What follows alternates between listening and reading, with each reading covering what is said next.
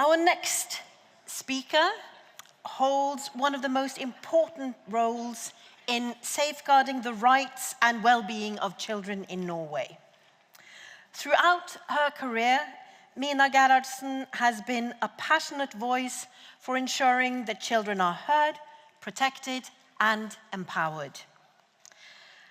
As the National Ombudsperson for Children in Norway, she leads a team dedicated to upholding the UN Convention on the Rights of the Child and to making sure that every child in Norway has the opportunity to grow up safely with dignity and respect. Today, she will speak to us about a fundamental right that is too often under threat, the right to learn in a safe and supportive environment. Please join me in welcoming Mina Gerhardsen to the stage.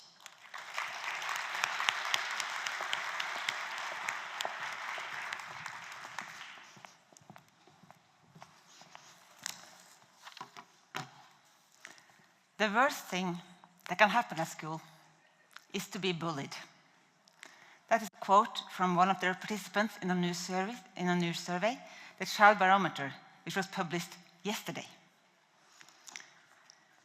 In this survey, conducted by the Ombudsperson for Children in Norway, we asked 1,400 children, aged 9 and 12, from all over the country, what they believe is the most important for a happy childhood. And their answer was loud and clear. At the top of the list was a school free from bullying. 98% of the children said this was important or very important. And I'm quite certain that this perspective is not unique to children in Norway. Bullying is a global problem, and the need to feel safe is universal. Bullying is inherently destructive. The harm goes far beyond the specific incidents, the teasing, the name-calling, or physical aggression. The stress and fear of future bullying can consume a child's mental capacity, creating toxic stress that blocks essential social development and learning. It gets in the way of good things in life, the things children need to thrive and develop, and all the positive things they deserve. Bullying is not a new phenomenon. It's probably as old as humankind itself. I remember from my own school days, many decades ago, very brutal bullying. But bullying has changed in some fundamental ways. With smartphones and social media, there are no safe zones. Loneliness and exclusion is now visible. A quick glance at the lack of likes shows who is included and who isn't. A glimpse at Snap Map shows who was invited and who wasn't.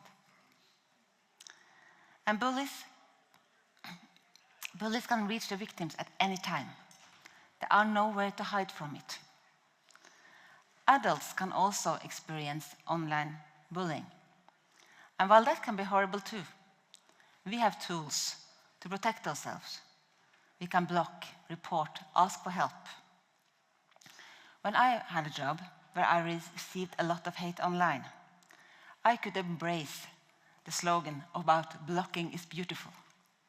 I could hide comments, and I could ask colleagues or another adult to check Twitter for me if I feel that it got too ugly, or when I simply had enough of being called a horrible person, a liar, an idiot for one day. But children have to face this alone. They don't know how to use the technology to protect themselves. They fear that it will get worse if they're also labeled a snitch. And they feel shame for being victims. So they don't tell adults. They don't get the help they could get. And the shame is multiplied when the bullying is public. Comments are visible. Videos are shared. Threats are posted in a school Snapchat group for everyone to see. Bullying is a threat to children's rights.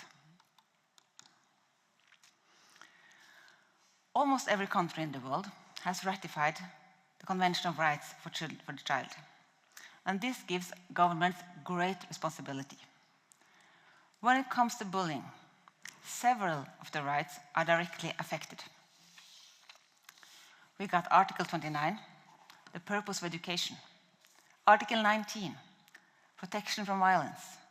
Article 24, the right to health. Article 31, the right to play.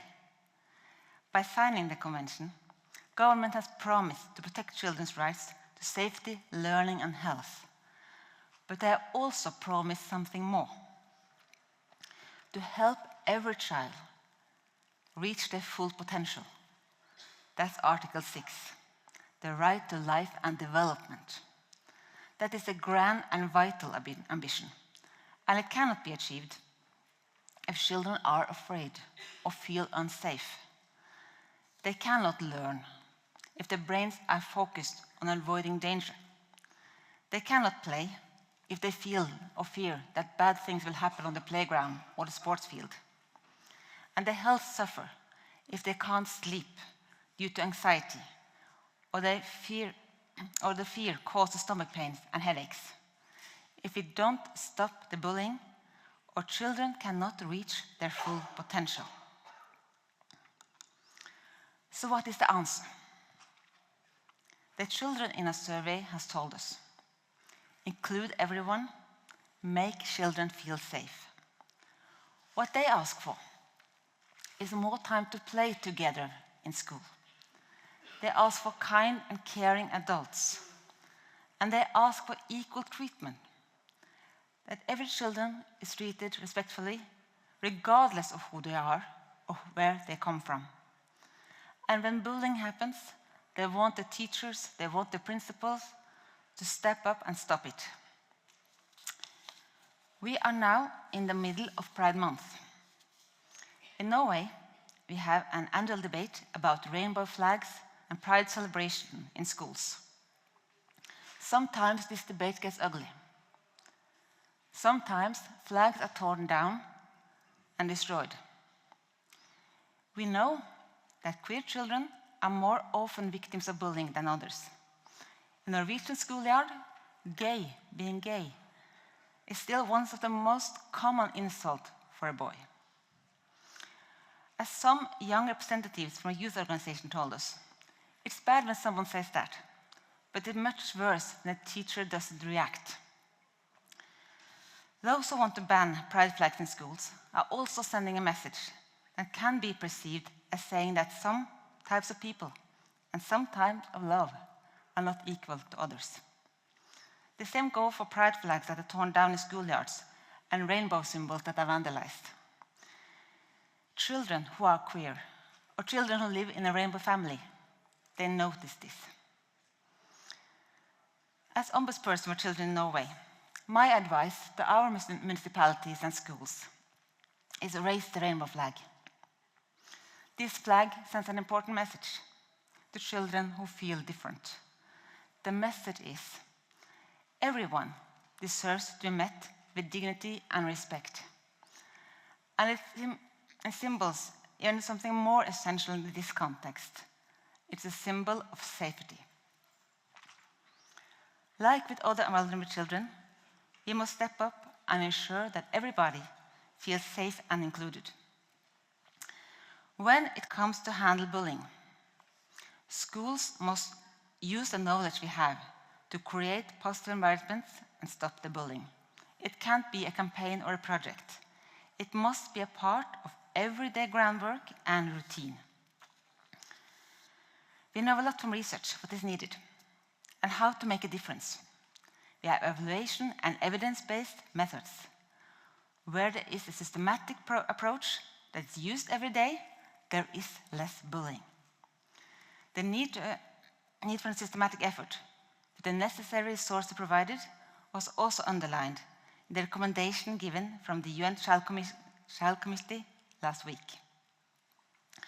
We do also need a broader perspective. Bullying can't be solved by schools alone.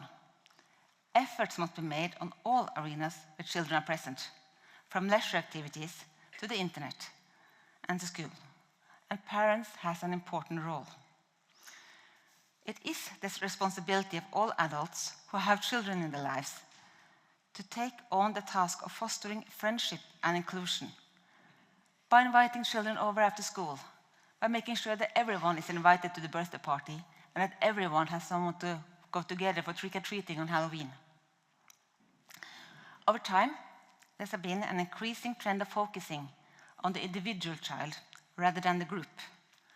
Both teachers and parents have been concerned with meeting the needs of the one child at a time instead of the whole group. And now warnings are coming to us from kindergartens and school that this has gone too far, that we need to lift our gaze and see each child as a part of a whole. And that is relevant to today's topic because it affects how we prevent bullying by creating a good group environment and how we can help children find a place in the group without experience of perpetrating bullying. We need adults who see beyond their own child, and we need them to understand that everyone benefits when everyone is doing well. That our children truly means our children, children that we all share responsibility for. Prevention is always the answer, no matter the question. And where it is too late for prevention, a quick and knowledge-based response is the next best step. Let me return to Article 12, the right to be heard. Being heard is a right children have. Being able to express their opinions and participate makes children feel that they matter. Asking children also has a very important bonus effect. We get better solutions. Too often, anti-bullying measures are implemented without including children in the decision. Adults just decide. There are too many such measures that are made with good intention but still turn out poorly because the solution is not perceived as helpful by the child it is supposed to help, or it is not what he or she wants to happen. It's always wise to listen to children when making decisions that affect them, especially when it comes to building safe and nurturing school environments and preventing bullying, because they are the real experts on being children. So it's wise to listen when we talk about bullying, and we need to do less of what we often do, just act without involving and listen instead. Because when we do the worst we do too often, we risk that it doesn't work. On that note, I will leave the floor to the real expert on this, the youth panel.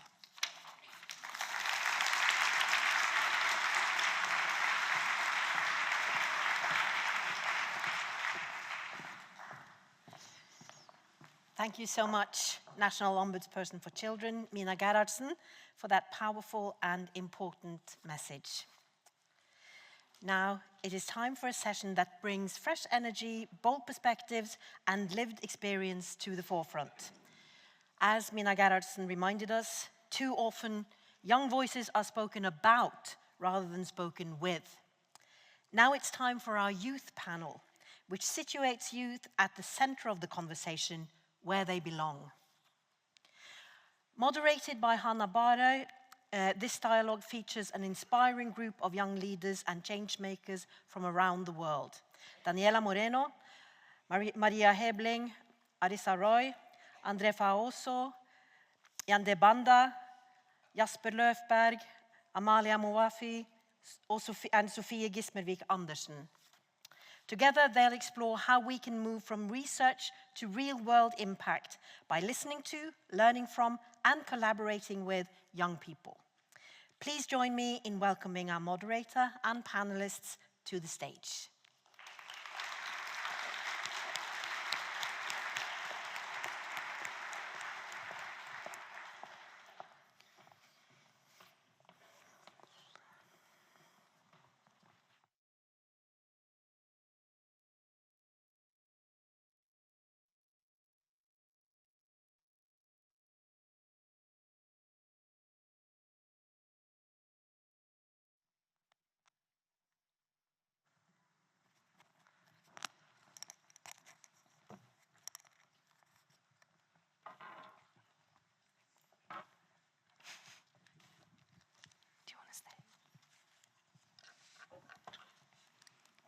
Hi, everybody.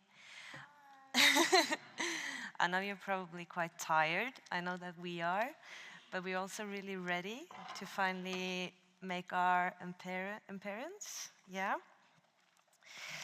I really would appreciate if you guys would sit back and open your ears and listen to what these people have to say. We have been discussing this topic for a few weeks, and especially a lot today. And we've been engaging with researchers as well, and we're going to keep on talking with them until September. And I think we're just going to start right away. And I think we're going to go to you, Andre, first, because this room is filled with researchers, and you had some really interesting topics about New Zealand and the way they work. Yeah, kia ora everyone. My name is Andre Faoso. So that was one thing we talked a lot about today, was around the importance of youth input and youth consultation in the research process.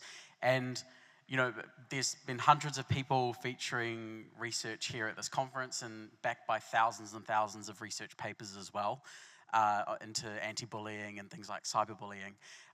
One thing that I have taken from my experience in New Zealand with NetSafe and the work that I've done in that area is the importance of a by youth for youth model and framework. And that's been something that we've rolled out in New Zealand in terms of some of the tools that we've provided for schools and for young people to ensure online safety and anti-bullying frameworks are implemented. But I also think in the research process, there's a real value in terms of reorienting how research questions and how research practices are built and constructed from the onset, where there's that normative framework of a researcher has a question and is backed by their own experiences in that viewpoint. But I see real value in going to the source, going to young people and asking them what they want to see change. And then from there, form a research question on that, and then go ahead and do that research, find out the best solutions. The Ombudsman touched on it. We're the experts, we're the ones that have that perspective. And I think, we're the ones that really have the perspective and wisdom to herald research and really guide where the frontier goes and where it expands. And we had some interesting thoughts from you too as well, Arissa. Do you want to take it from there?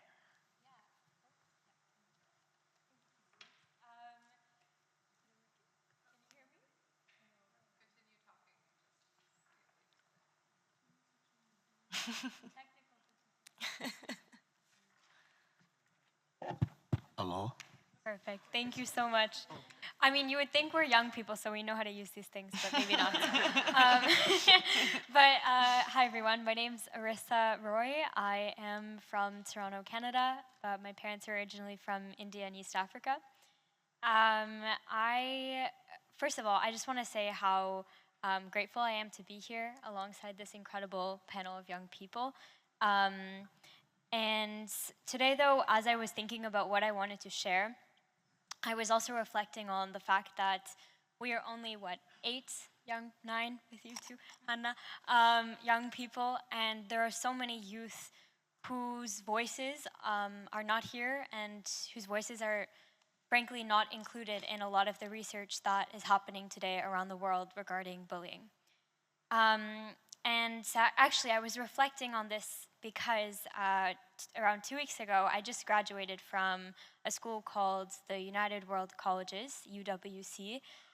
For those who don't know, UWC is a group of 18 international schools around the world that essentially bring together youth from different countries. In my school, we had 85 countries represented.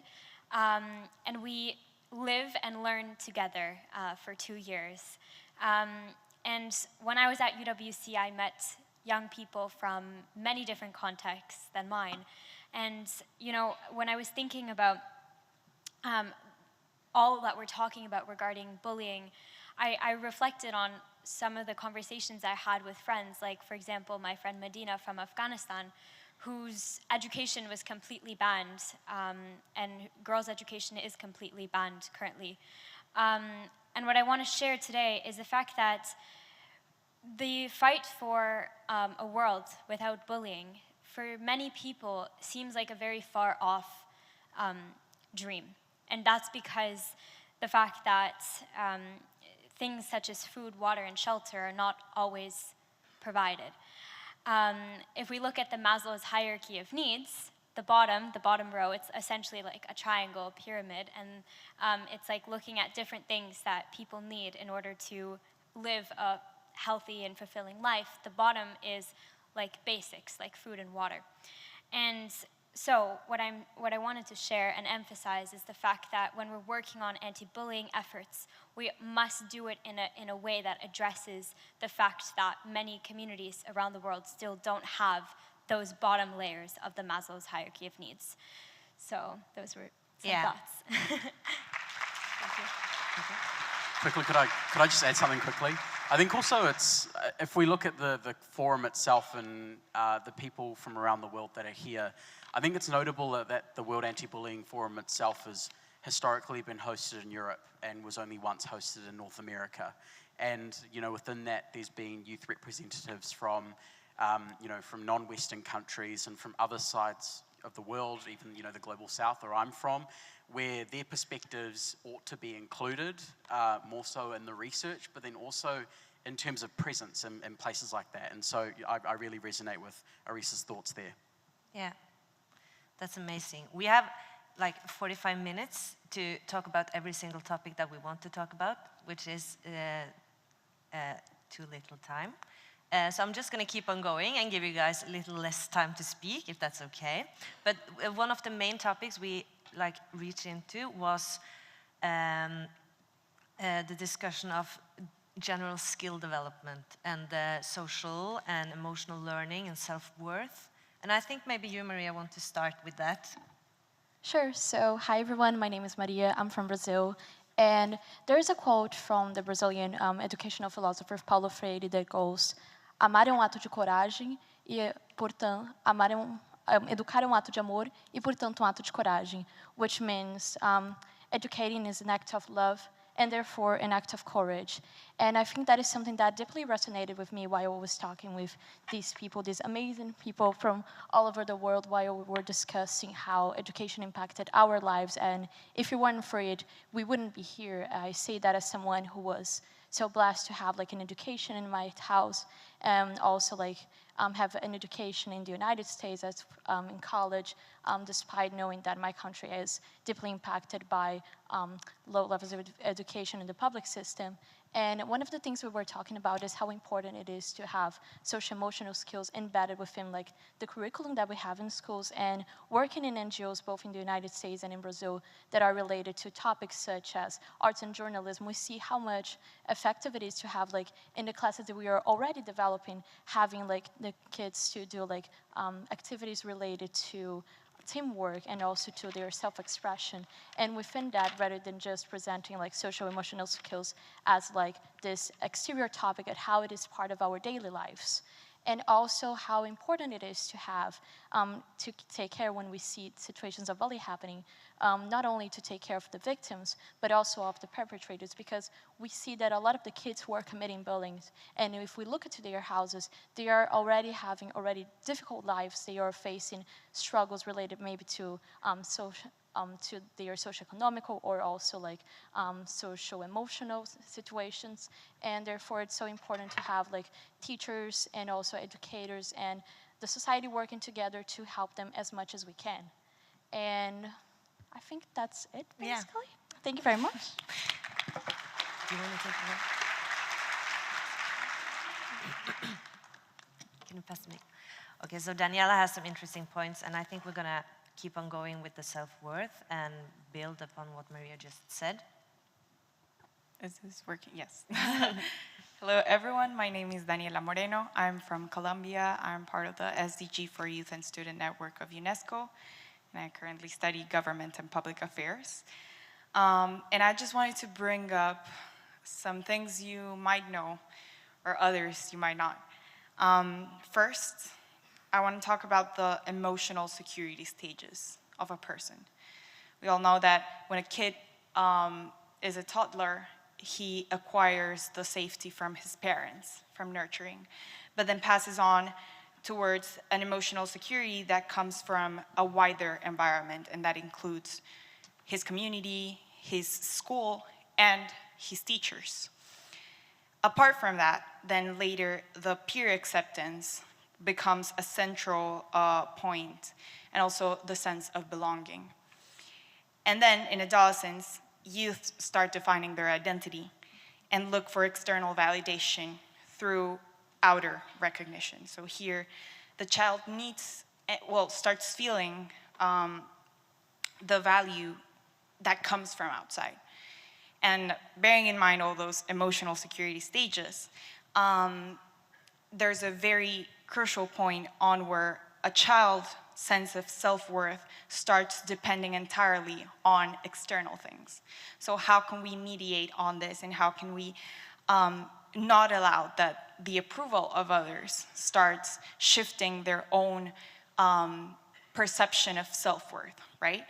Because I'm talking about self-worth because when a child feels unseen and unvalued, they can be more prone to become targets of bullying themselves, as they lack these internal tools to resist the peer pressure, the exclusion. They start lacking that perception of self-worth that is so solid in themselves because of what others are saying. But also lacking self-worth knowledge can make them prone to become bullies themselves, as they start projecting their own needs of finding worth by making others feel less. So I believe that a powerful strategy for preventing and countering this is by helping children develop a deep and stable sense of self-worth. And additionally, helping them to build these anchors on whether their family, the faith, or spirituality, supportive community, and this supportive community includes teachers. Because most of the time, the teachers are, even sometimes there are more hours with a kid than the parent is. So that's what I wanted to bring up, the teachers and the role of the teachers and their mental health. So I wanted to ask you a question. Who here has been impacted by a teacher and by what he or she told you? Who has been encouraged or disencouraged by a teacher? Please raise your hands. We've all been impacted by teachers. And that's so I wanted to bring two things. First of all, teachers have the power to create different spaces for teaching us self-worth and to impact our lives, positively or negatively. So first, this would mean helping a kid understand that their value comes from who they are and not from a popularity, not from achievement, not from appearance, or not from social approval. And it's so important that teachers start celebrating this and making spaces for celebrating values of human beings, intrinsic of human beings, and teaching kids that they are important and their peers are important. And hence, if they know this true, they're not going to search their worth on treating others as if they were less.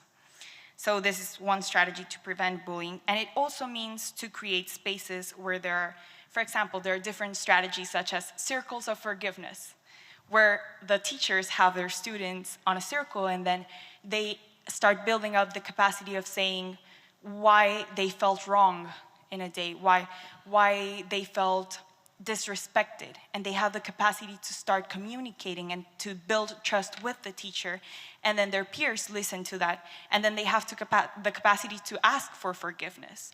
So we can start creating these spaces of vulnerability within schools, the capacity of listening, the capacity of forgiveness, and of self-worth. But finally, to conclude this point, teachers are an essential part of the support network of a student and of what they believe from themselves.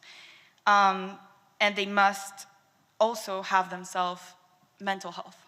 So I wanted to bring up that because on a pilot that we did at Los Andes University in Colombia, where we studied teacher mental health, we noticed that not only in urban but also rural areas, teachers had a high rates of anxiety, depression, and burnout.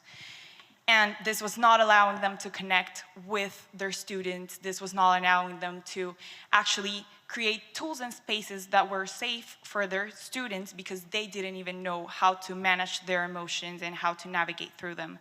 So I believe it's also a call for us to create tools that allow the teachers to have their own mental health, and that way they can support their students in any way.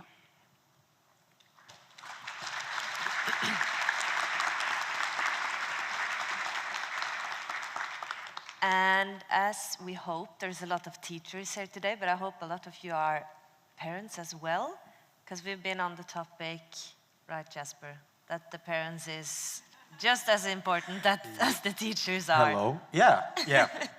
Yeah, that's my call. Thank you.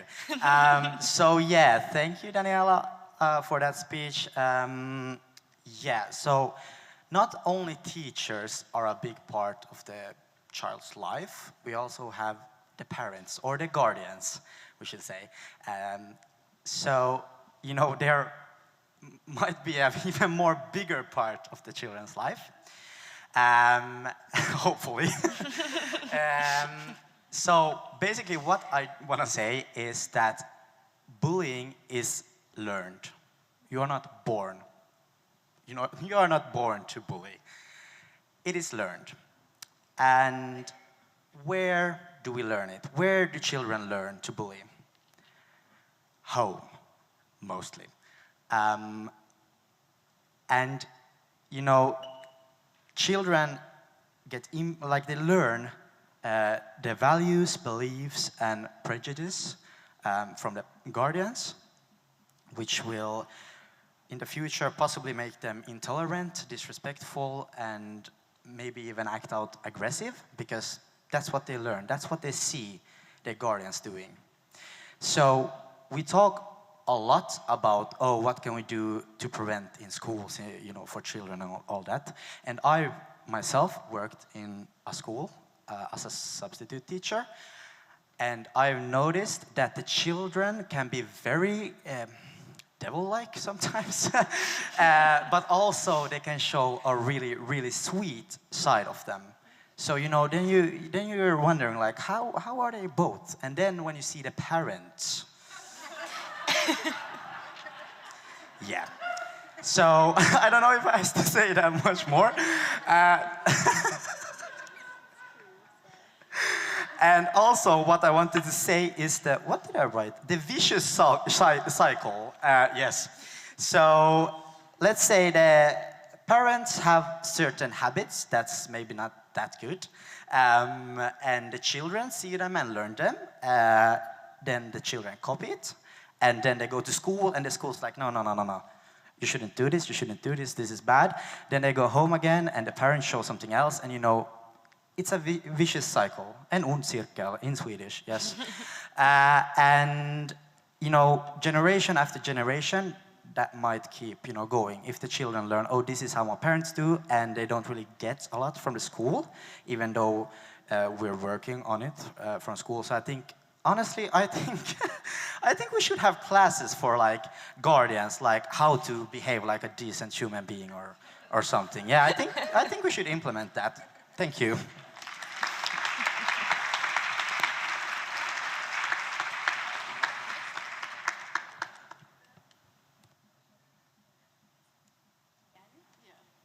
We did not learn. Okay, we did not learn.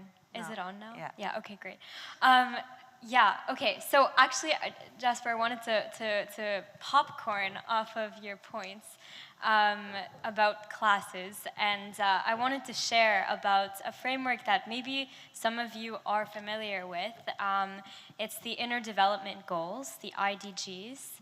And essentially, so to give some context, in my work, I work a lot with the Sustainable Development Goals, the SDGs, specifically SDG number 4, quality education. But a little while ago, I was introduced to the IDG framework, which is essentially like list sort of 23 skills that researchers and also psychologists, for example, were able to collaborate on to say what are like the key areas that people need, or skills people need to develop in order to become healthy and contributing like members of society. And more, I guess, broadly, how can those skills enable us to work on different issues related to the SDGs. So I wanted to say, right now the IDGs, they're being implemented in schools, but also in workplaces. And so potentially this could help with that issue of parents and the impact of parenting. And so I wanted to invite you all to sort of look at how social, emotional education and learning, like we've been discussing, is very critical and can even be just as important as learning things like math and science in schools. So, thank you. I think you, Yande, want to wrap up the last of the... Yeah. Thank you. I like that, Jasper. Train parents to be decent human beings. It's much more complicated than that, but I think it's an important approach within education systems and schools. In terms of skills and development, what we've been talking about is taking a whole education-based approach. Schools are not just schools, classrooms are places of transformation, and it's important to understand that. I have a few recommendations written down, and these are some important points that we think are important, that researchers, civil society, governments in your capacity can incorporate within classrooms and in education institutions, particularly as they relate to anti-cyberbullying and anti-bullying approaches. Number one, training educational professionals and teachers on gender transformative approaches to ending bullying and cyberbullying. We also looked at working in partnership, in particular with grassroots organizations, youth-led organizations, girl-led organizations, young women-led organizations. Notice how I'm not saying youth-centered organizations. I'm saying youth-led organizations, girl-led organizations, because these organizations carry the capacity of leadership of youth and of girls in all their diversity and intersectional identities. Working with these organizations that particularly target 0 to low digital literacy rate communities, communities in rural areas, communities that affect primarily girls and women living with disabilities, communities that affect girls and women who are on the move or are living in refugee settlements, and partner with them to support peer-to-peer support networks that are anti-bullying and anti-cyberbullying prevention strategies. Number 3 for you, ensure meaningful exposure and investment in digital literacy and skills programs, particularly in regional languages. We've been having this conversation. I come from Zambia. I didn't even say my name. No. Hi, everyone. I'm Yande. I'm Yande from Zambia, and we've been having this conversation of how a lot of information, digital literacy skills information, education is in English. But I come from Zambia where English may be the official language, but it's not the most spoken language. So how do you reach out to communities that only speak in vernacular? You partner with organizations like mine, hi, that translate this critical information to allow parents and guardians and children to understand it. It's a whole entire different situation when you can come to school, have a campaign on anti-cyberbullying in English, and they go home and the parents is like, what are you talking about? I don't understand. So it's important that we partner multi-stakeholder intersectional support with peer-to-peer networks, local organizations to further your research, because your research is amazing, but if we can translate it, then we can get it into communities where it's most needed and it's most impactful.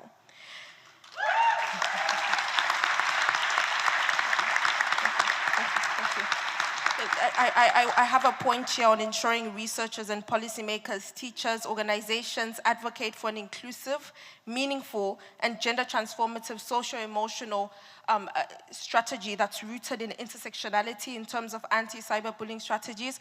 And I'm saying all of this long language because it's important.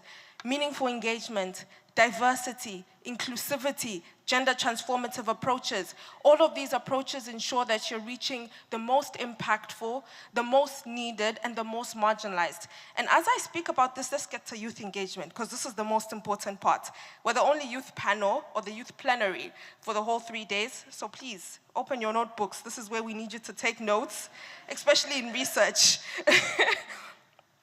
We need to meaningfully engage and systemically integrate young people and adolescents in all their diversity and intersectional identities, in ensuring that not only are we not tokenized, so we're not just brought to speak on a panel, or we're not just brought to consult or given a survey or just a questionnaire, but we're meaningfully integrated into the process to ensure that we're heard and our solutions can be integrated in your solutions and your recommendations and your approaches. We talked about how we can formulate the research questions with you. We can create the research with you. We can begin the consultation stages with you. We shouldn't just be involved at the end to validate research or to ask, is this what you're saying? Is this true? We need to be a part of the process holistically, systemically, meaningfully, inclusively, and funded as well.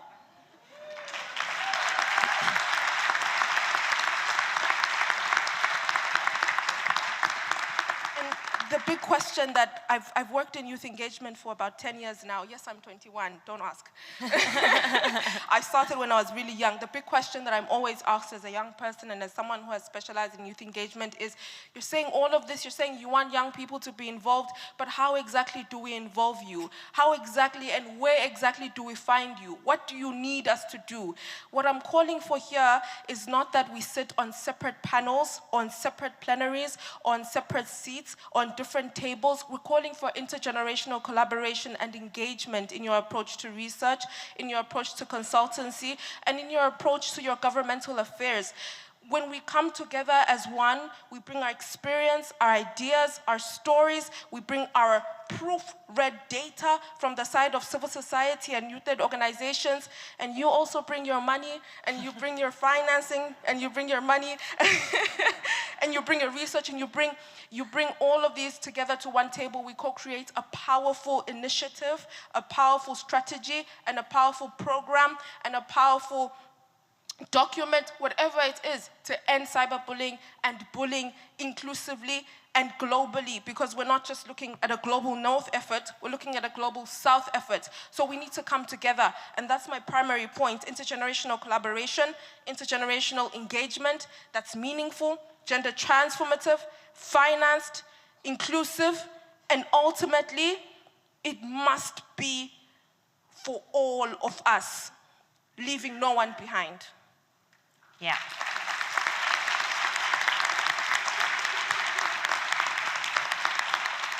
What's really been really interesting this day is that we're from several different countries, and we have one here from Norway as well, and I know a lot of the participants in this year's WABF is from Norway, and the youth engagement in Norway is quite different from the one in Zambia. So, Sophie, do you want to add something? Yeah, thank you. My name is Sophie. I'm from Stavanger here. So I'm going to present like a Norwegian value because I'm really proud. The Norwegian value of student democracy and student participation in the classroom is something that has been important for a really long time, but recently was added as like a goal in the curriculum, and its goal is to strengthen democracy and has shown itself to also be preventive against bullying. And this is because it creates ownership for the students in the classroom, and it strengthens school environment as well. And this creates and fosters more tolerant students. Student environments where exclusion and bullying aren't necessary or aren't viewed as normal. They're not viewed as a need to be popular, because everyone is equally as popular, because everyone's voice matters the same. And this is important, but it's more important that it's done correctly. Because false hope and what feels like broken promises from government or teachers or the school can create animosity, which just creates an unhealthy school environment, an unsafe school environment, where there can be more bullying than before you even tried to listen to the students. And what's also important, and that I feel like we do a lot of here in Norway, but we can always be better, is that when the countermeasures are presented, they need to fit the culture, the country, and also fit the school, because the schools can be very different depending on where you are and everything. And for me and my school, the goal and the idea of student participation and student democracy fits very well, so it works. But for different schools, it might not work because the location is different, the students' interests are different. But this is one really important thing I hope all of you take with you back home, either to here in Norway or to the country you come from, is that the research needs to, and research and the countermeasures need to fit the place that they're going to be utilized in. They need to, because that makes them more impactful, and that can create real improvement instead of just regression and more bullying and more unsafe environments in the schools.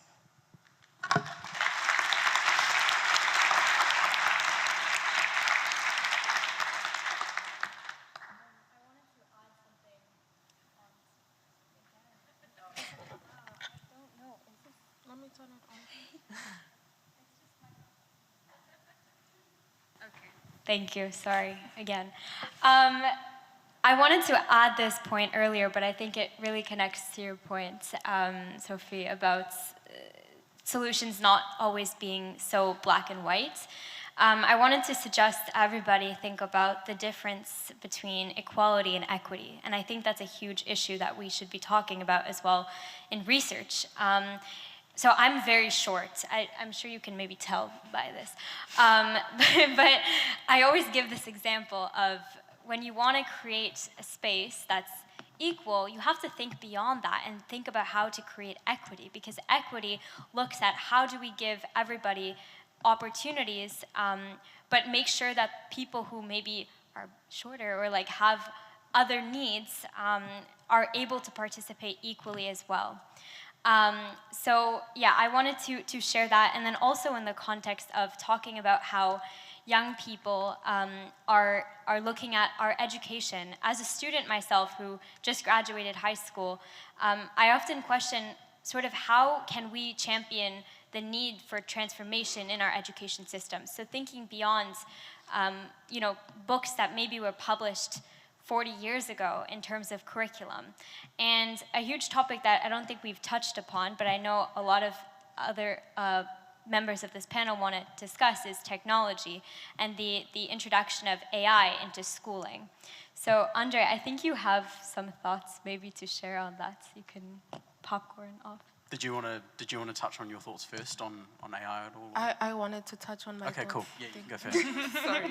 No, she's bringing up very valid points, especially in terms of education systems and transforming education systems, and how with the introduction of AI, generative AI, our education systems, our curriculums, which were dated 4 years, 5 years back, are not catching up to what the current trend is within digital technologies and within AI. So it's how do we come together to package this and find out how can we actually ensure that generative AI is still being brought to the classrooms without it being officially put into the curriculum. So it comes back to teacher and professional development training. It comes back to running these intensive programs within schools that deal specifically with generative AI. But most importantly, it's capacitating students and also capacitating teachers to understand what exactly AI is and how we can actually bridge the gap between the digital components of AI, how it can be beneficial to schools, how it can be beneficial to students and children, and where we draw the line. I wanted to say that, but I also wanted to say, when she was talking about education systems, I come from Zambia, I've said this twice, and I work with organizations, I work with schools, I work specifically with schools that live in marginalized areas. And in Zambia, we have free education, which is amazing, but the quality of education is not particularly good at all. And I encourage, if you're a researcher, Zambia is very under-researched in terms of bullying, cyberbullying, anti-bullying prevention programs. When you're in a classroom, we teach 200 children every 3 hours, and it's one teacher. That's the student-to-pupil ratio.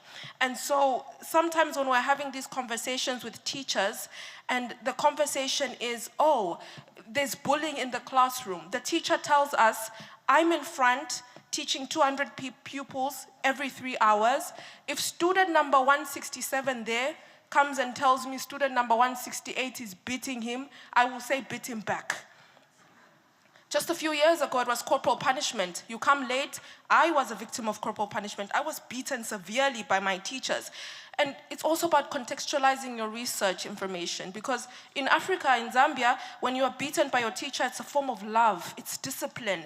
Even with intimate partner violence, if your boyfriend or your husband beats you, it means he loves you. And it goes back from just the homes to the education institutions. So these teachers are also victims of their own upbringing and their own school systems. So it's a process of learning and unlearning, but centering teachers in the process. And in your research, I highly encourage you to come to this. I will take you throughout Zambia. I'll get all the permissions from the principals. I'm an expert, I promise, they love me.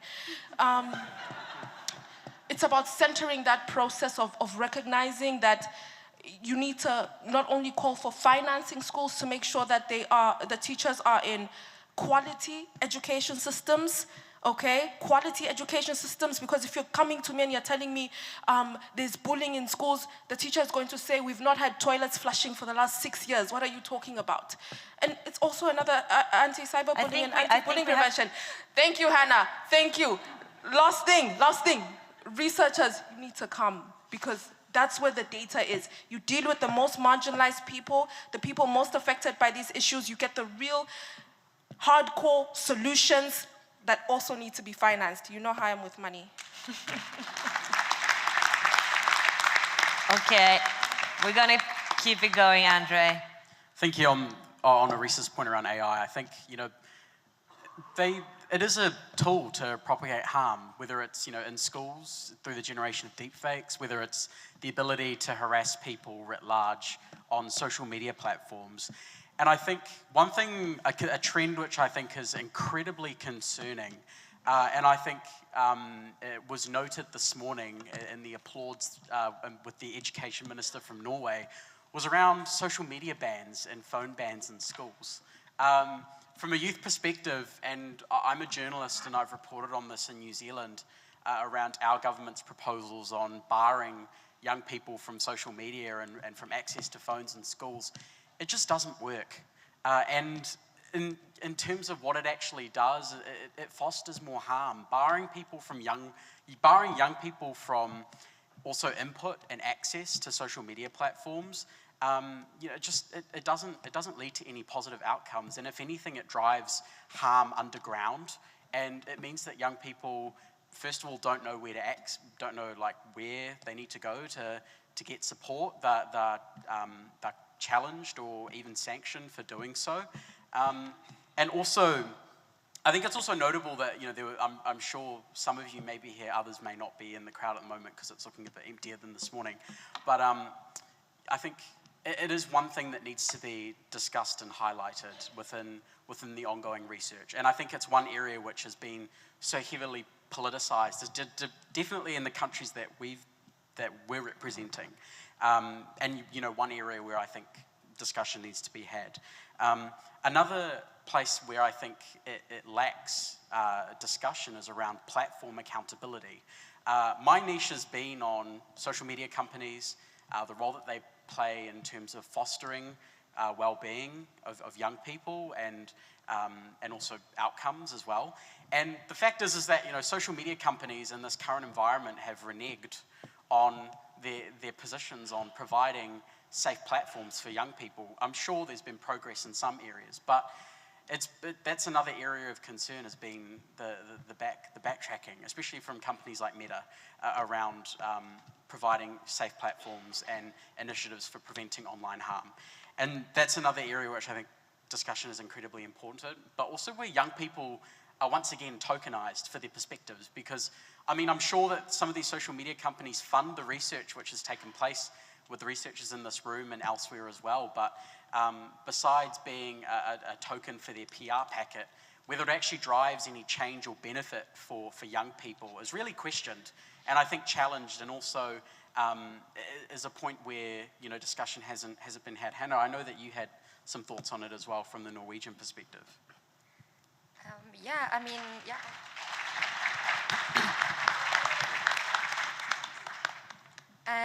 As someone who has experienced these phone bans, I'm under the opinion that they can work and they cannot work. But I think an important thing to implement if you're going to ban phones in schools or set an age verification to make sure the age limit on social media is being upheld, I think you need other ways for young people to express themselves. And I'm lucky that I have the resources and live in a city and in a country where there are a lot of opportunities to express myself and learn about tech in school. But I know that a lot of other countries don't, so I think you need to see it it's different from country to country. Yeah. We have a few minutes left, but there's two things I want to pinpoint. First, I think Maria's going to say something really, really fast, and then Amalia is going to have the word. Yeah, thank you very much. And speaking about social media, and also I've seen it's something not only in Brazil, but also here and in so many other continents as well, how much people are asking the question, should we let our kids have social media? And it's completely understandable, especially for generations such as the ones from teachers and parents and most researchers that who did not grow up with these tools, to be scared to see what is going to happen with their kids when they're so quickly having to, so many ways of communication changing through social media, and especially with COVID-19, how much our social life and so much of it was completely turned to our screens, to our mobiles, to our notebooks. And one thing that I would really like to pinpoint is to not forget how social media can also be a tool for social transformation. And I say that as a Brazilian, that if it weren't for social media, I wouldn't know about the SDG for Youth, for example. I wouldn't know, for example, about this World Anti-Bullying Forum and be here to talk about the experiences. In my journey, both as an artist and also as someone who works with NGOs, it has been so important to raise awareness with these tools. And also, I have learned English not only with my classroom, but also through social media. That was extremely important to be here and to be able to know how to speak the proper grammar with you. So I think it's something that is definitely important for us to not villainize social media, but rather understand how we can really improve, and even with topics such as bullying, to be able to create a society that is more aware of the effects of it. That's it. Thank you. We have a few minutes left. And Amalia, you were at WABF last time. I'm sorry. On the topic of social transformation, what I just really, really, really want to underline is the significance of youth in social transformation. So my name is Amalia, I'm 19, and I'm a retired party politician. So this means that I've had I spent a lot of time trying to get youth voices heard. And what I want all of you to take with you into your research, into your schools, into your homes, is that young people want to be heard. They have opinions, they have ideas. It's not the common notion of that young people don't care, it's not true. But in order for youth voices, like in this panel, to be heard, we need to create space for young people. We need to systematize it, but not in a way where we're using young people as tokens, or where it's an add-on rather than a given. So that is really just what I want you to take with you from this, that young people not only have a voice, but they want to use it. That's 20 seconds to go. We've used like 5 hours to wrap it down to 45 minutes, and now we're clapping because it's like 8 seconds left, and I think we did a great job. And I hope you guys really got the essence of what we're trying to say, that we want to participate for more than 45 minutes. Thank you.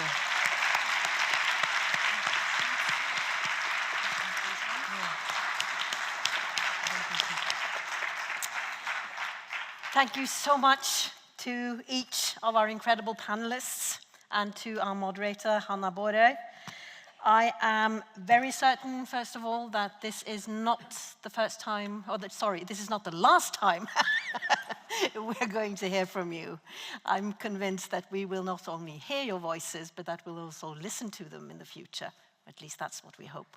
And I'm also convinced that this conversation that you've had today will spark a lot of other conversations during this conference. So thank you very much. A big round of applause to our panel.